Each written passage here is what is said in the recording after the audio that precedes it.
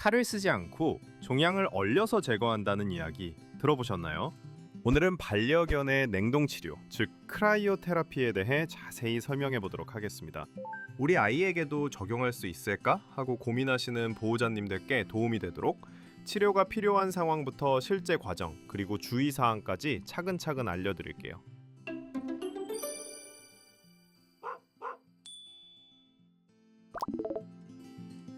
냉동 치료는 주로 작은 양성 피부 종양을 제거할 때 사용합니다.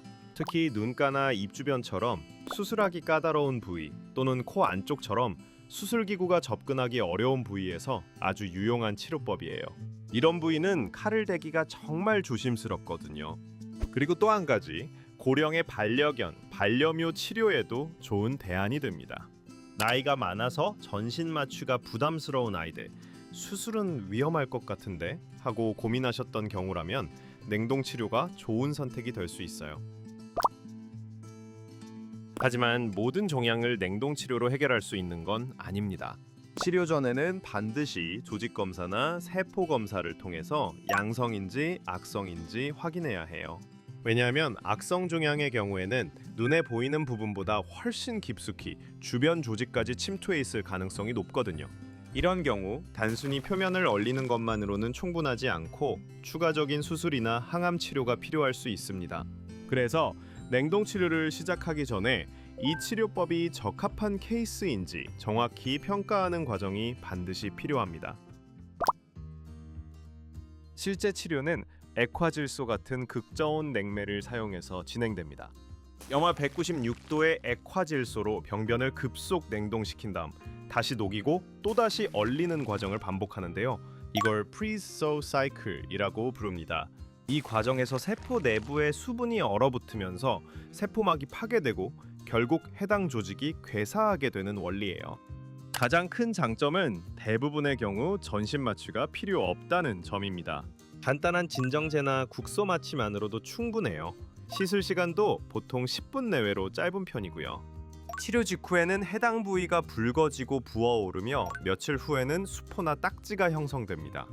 보통 1주에서 3주 정도 지나면 딱지가 자연스럽게 떨어지면서 새로운 피부가 재생돼요. 치료 후에 생기는 딱지가 생각보다 클 수 있고 피부 색소가 변하거나 털이 빠질 수도 있어요. 처음 보시는 보호자님들은 걱정하실 수 있지만 이건 정상적인 회복 과정이니 너무 놀라지 마세요. 다만 심하게 붓거나 분비물이 과도하게 나오거나 아이가 심한 통증을 보인다면 즉시 병원에 연락 주셔야 합니다. 그리고 한 가지 더 알아두실 점은 병변의 크기나 깊이에 따라서 한 번의 치료로 끝나지 않고 2에서 3회 반복 치료가 필요할 수도 있다는 거예요.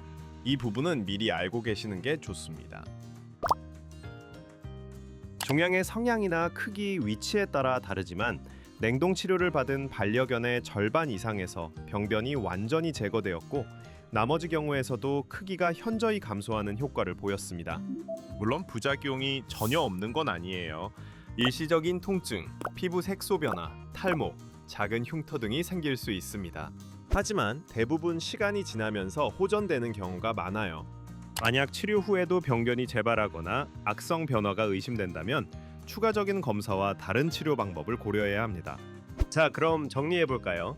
냉동 치료는 첫째, 칼을 사용하지 않고도 종양을 제거할 수 있고, 둘째, 마취 부담이 적어 고령 환자에게도 적용 가능하며, 셋째, 회복이 빠르고 시술 시간이 짧다는 장점이 있습니다.